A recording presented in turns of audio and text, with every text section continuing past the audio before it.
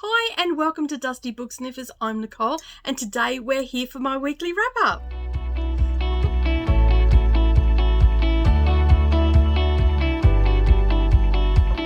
Alright, good morning or good evening wherever you're watching from. Thank you so much for taking some time out of your day to spend with me. I do appreciate that. If you're new here, don't forget to hit that subscribe button and the little bell icon beside it, and then that way you won't miss out on any future posts. And if you're a returning subscriber, welcome back. Thank you for joining me again. Alright, so in the last week of April, we were wrapping up my TBR. I had read most of the books on my TBR and I only had a couple left. So the ones that I read were for some prompts that I had in a couple of Facebook groups. So one of the groups is actually my crafting group, which I have a little bit of a reading nook there. But you can also find this information over on my Discord, and all of that is linked up down below. The other book that I read was part of an ongoing read-along in a group called Magical Stitches Mystery Year. It used to be Magical Stitches and Literature. It changed this year, and it's actually a closed group. I'm sorry for those that may want to join. And we are doing a embroidery mystery series, so by Amanda Lee. So I'm going to get stuck into those. The first book that I read was The Sound of Waves. This was a bingo prompt for in my group and also on Discord, and the prompt was to read a book from the year your mother was born. And my mum was born in 1954. I could have went with the obvious and read something from Lord of the Rings, but I decided to go with something completely different, and I went with a classic love story. Now this, it has 183 pages. It was published in 1954 to meet the prompt. I found it on Kindle after doing a bit of a Google search, and it is in the genre of romance, and it is classed as a classic. It was written by Yukio Mishima, I think is how you pronounce it, and the book is called The Sound of Waves. And it is classed as a classic. It kept coming up as a vintage classic. So it is actually set in Japan. Now I could have technically used this for my read around the world prompt, but I decided, as I said, I'm reading these in alphabetical order, so I couldn't jump to J. But this was actually written by a Japanese author, and it's also set in Japan in a very small fishing village, and it tells the story of Shinji, which is the young fisherman, and Hatsu, which is the daughter of the wealthiest man on the island. And so the story is about discovering got jealousy in it, it has betrayal in it, and ultimately it has love in it as well. So as I said, it is a romance, and it's just telling their story. Shinji sees her at twilight on the beach and basically is just in awe of her, and subsequently they end up meeting and they develop a friendship and they fall in love. Although they haven't done anything out of the ordinary apart from talk and stuff like that, a jealous villager basically spread some rumors, and so the story just goes on from there, talking about that, and then he must prove his worthiness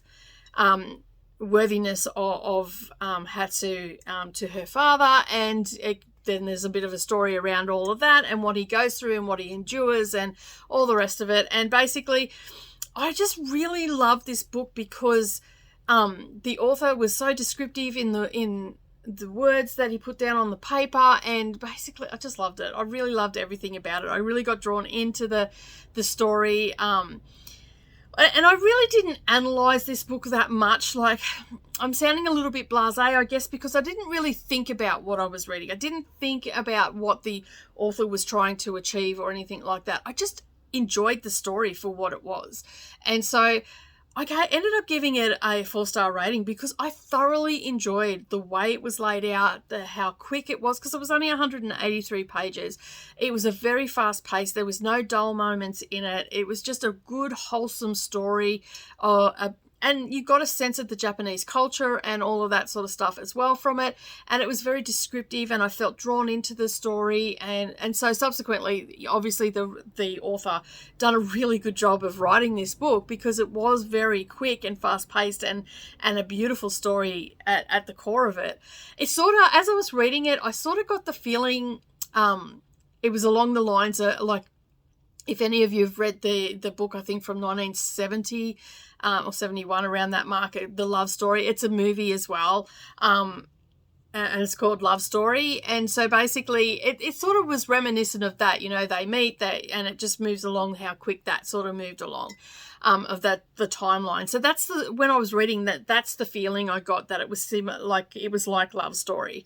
And so I really enjoyed it. And it was, as I said, it was just such a fast-paced book, and I got sucked into the story, and the author done a fabulous job, and also the translator as well, because it was actually written in Japanese to begin with, and then it was translated, and I didn't write down the translator of this, but you will be able to find that over on my Goodreads, and the link is down below there. Just find my bookshelf with Red, and you will see it's a very simplistic cover. As you can see, it's just white with like a red down the bottom, so it's a very simple cover. Just have a look for that and you'll find it. And there's lots of other reviews there. I didn't read any of the reviews before I started reading it. I just needed to find a book from 1954, and that one was I found a list, and I believe it was a Goodreads list. Maybe it wasn't. Maybe I think it was most popular books of 1954, and it was number 23 on the list. It's also won some awards as well, so it was a good little book. If you like the sort of a love story, and a quick, fast-paced love story of discovery and innocence, and of someone's culture, this is the book for you. Definitely the book for you. The next book that I read was A Magical Stitches prompt, and this group is closed, I'm sorry, so you can't actually join until they open it back up, and I believe it's opening it up at the end of the year. Now, Magical Stitches is definitely guiding some of my reading, or a lot of my reading this year, because not only do they have this series that everybody's reading throughout the year, they also have a dice rolling game where they've got the letters of the alphabet, I believe. No, it's not the letters of the alphabet, sorry. There's 26 numbers, and basically they're rolling it, and there's a wild card. And in each number that they roll, and they're only rolling 12 of the 26 numbers, for each roll, there's 4 prompts, and you need to read 4 books for the month, so 1 a week. So as I said, it used to be Magical Stitches and Literature, and then they changed this year so the admins could have a little bit of fun, because,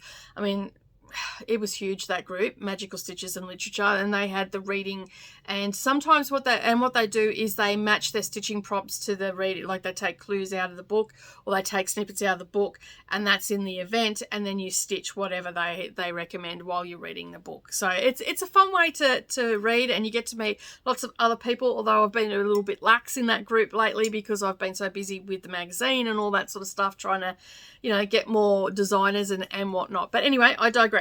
So this was for as I said, for Magical Stitches. It's called Thread Reckoning. It is an embroidery mystery series, and it is by Amanda Lee.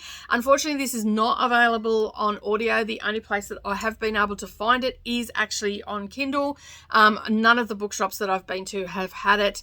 I haven't asked them to get it in either, because the chances of me going back to that bookstore is pretty slim. With all the driving lessons that are going on, we end up all sorts of places. So it has 336 pages. It was published in 2011. It is a cozy mystery. As I said, I could only find it on Kindle, and it is following the story of Marcy Singer. In the first book, she moved to a small town called Tallulah Falls in Oregon, where she opened up an embroidery shop. But being a stitcher myself, this is not just an embroidery shop. It is definitely a craft shop, because it has all sorts of stuff in it, and it's often referred to. So for those that don't know, I actually am a cross stitcher and a cross stitch designer, and I'm also a quilter during the day. So my day job is basically crafting. I finish quilts off for people. Behind this camera here, there is a massive long arm machine, and over behind me is my sewing station and crafting station and filming station for my other channels. So so my day job is actually that. So along with the YouTube channel, I also have all the other stuff, and I publish a magazine, and so I know a little bit about needlework and such. So this is sort of right up my alley, and that's why I'm reading it, and I enjoy doing that sort of stuff. So as I said, it's following the story of Marcy Singer, who moved to Tallulah Falls back in book 1, and basically there's been a series of events, and we're in book 3, and now we're up to the 3rd mystery of, like, I'm telling you now, she should sell this shop, because this shop has to be jinx.